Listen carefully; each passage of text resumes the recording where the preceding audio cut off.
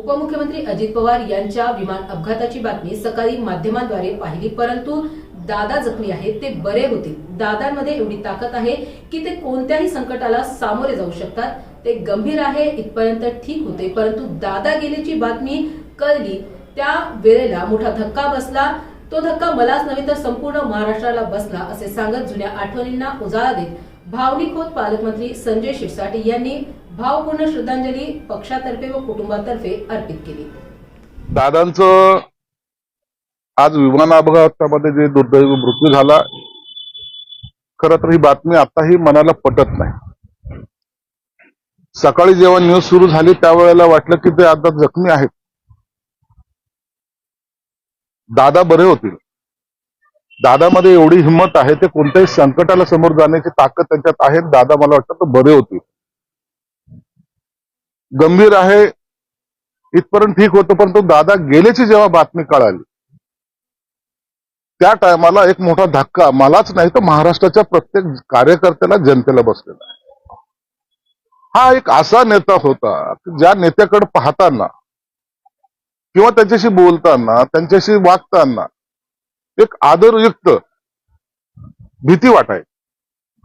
दादा आहेत, खऱ्या अर्थानं दादा हा शब्द त्यांच्यासाठी लागू होता. राजकारणामध्ये अनेक संकट त्यांच्यावर आली, परंतु ते कधी डगमगले नाहीत, कधी त्याची चिंताही केली नाही त्यांनी. मला काय करायचं, मला काय निर्णय घ्यायचा, ते बेधडकपणे घेत होते. कालच शेवटची माझी त्यांची भेट झाली. काल कॅबिनेटला ते होते. मंत्रिमंडळाच्या बैठकीमध्ये माझ्या शेजारी बसलेल्या 2 सहकाऱ्यांना मी बोललोय, अरे दादाची देहबोली आज काही बरी वाटत नाही. काय माहिती आज असा हा प्रसंग घडणार होता. कालचं दादाचं दर्शन आम्हाला झालं, ते थोडा चेहऱ्यावर त्यांचा हावभाव काही बरं वाटत नव्हता. कॅबिनेटमध्ये हसून खेळून बोलणारे अजित दादा किंवा एखाद्याची फिरकी घेणारे दादा काल शांतपणे बसलेले होते. 1-2 विषयाशी ते मध्ये थोडे बोलले. बाकी दादाचं काल कॅबिनेट मधलं अस्तित्व मला वाटतं काळाचा हा महिमा असेल किंवा काळाचं त्यांना जाणीव झाली असेल की आता काय उद्याचं काय, म्हणून ते जास्त न बोलता कॅबिनेट संपल्याबरोबर गेले. दादांना मी जवळून पाहिलेलं आहे. अनेक वर्ष त्यांच्याबरोबर विधानसभेमध्ये काम करायचा मला योग आलेला आहे. दादा विधानसभेमध्ये सुद्धा एखाद्याला काम सांगायचं असेल, लॉबीमध्ये बसलेल्या अधिकाऱ्याला काम सांगायचं असेल तर बिनधास्तपणे जोरात सांगायचं, अरे उद्या याचं काम झालं पाहिजे, मीटिंग लाव. हा दरारा ज्याला म्हणतात ना, मी फार कमी लोकांमध्ये पाहिलं, आणि त्यात सगळ्यात जास्त प्रभावी जर असेल नेता तर ते अजितदादा होते. अजितदादांनी कधी कार्यकर्त्यासाठी जीवाचं रान केलं. अहो साधं छोटं काम जरी असलं ना तर त्या माणसाने मी कोणत्या पदावर आहे याचा कधी गर्व नाही केला. कलेक्टरला फोन लाव, एखाद्या अधिक तहसीलदारला सुद्धा लावायचा असला फोन तरी ते लावायचे. कार्यकर्त्याला ते म्हणायचे, बारामतीच्या कार्यकर्त्याला तर आवर्जून ते सांगायचे की तुम्ही मुंबईला कशाला येता रे, मी शुक्रवारी आहे ना तिथे. म्हणजे त्यांचा वार ठरलेला असायचा. तुमचा पैसा खर्च होता कामा नये, तुमचा वेळ वाया जाता कामा नये, वेळेला महत्व द्या. अनेक वेळेला तर असा प्रसंग आला की मी दादाकडे जायचो, दादा मला तुमची भेट हवी, थोडी 5 मिनिटाची मीटिंग करायची. मग सकाळी 6:30ला येतो का? आम्हाला सुद्धा वाटत अरे बापरे सकाळी 6:30ला कसं काय, परंतु त्यांच्यासमोर बोलायची हिंमत आमची सुद्धा होत नव्हती. आणि जेव्हा दुसऱ्या दिवशी 6:30ला सकाळी जायचं तर त्याच्या पहिले 6 वाजेपासून त्यांचे पीएचे फोन खणखणायला लागायचे. दादा वाट पाहतात 6:30ला यायचं. म्हणजे वेळेचं महत्व ह्या दादाने ओळखलेलं होतं. 6:30 म्हणजे 6:30, 6:31ही नाही, दादा तुम्हाला भेटणार म्हणजे भेटणार. हा एवढा कडक शिस्तीचा कार्यकर्ता, नेता, परंतु मनाने तेवढाच हळवा. जेव्हा त्यांच्यावर संकट आली ना त्या टायमाला त्यांनी त्यांच्या संकटामध्ये इतराला सामावून नाही घेतलं.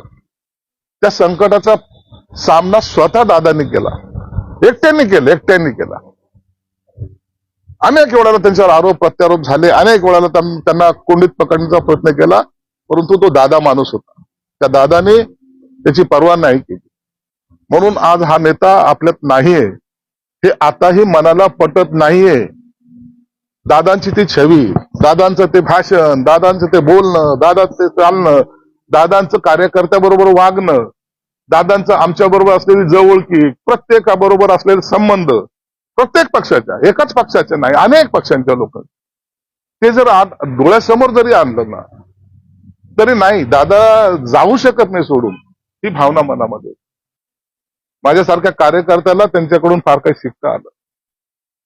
दादा हे असं व्यक्तिमत्व ज्यांचा दराराही होता, आदरही होता, आणि लोकांना त्यांच्याबद्दल असलेलं प्रचंड प्रेम आम्ही पाहिलेलं आहे. फटकळ स्वभावाचा असून सुद्धा दादांचा शब्द लोकांना आवडायचा. दादा बोलतायत, दादा सांगतायत, ते ऐकलं पाहिजे, हा आदरही लोकांचा त्यांच्याबद्दल होता.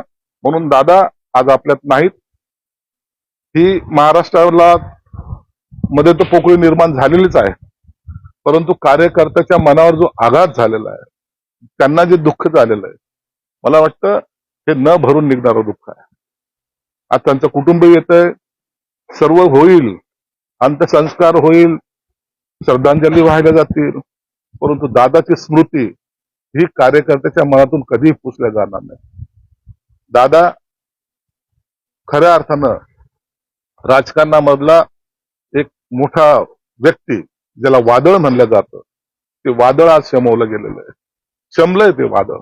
म्हणून प्रत्येक कार्यकर्त्याच्या डोळ्यात पाणी आहे. प्रत्येक कार्यकर्ता भावनिकतेने दादांच्या आठवणीमध्ये न जाणे कित्येक वर्ष चालेल, परंतु दादा गेल्यामुळं महाराष्ट्राचं नुकसान झालंय. त्यांना मी माझ्या पक्षातर्फे, शिवसेनेतर्फे व माझ्या कुटुंबातर्फे आदरांजली वाहतो.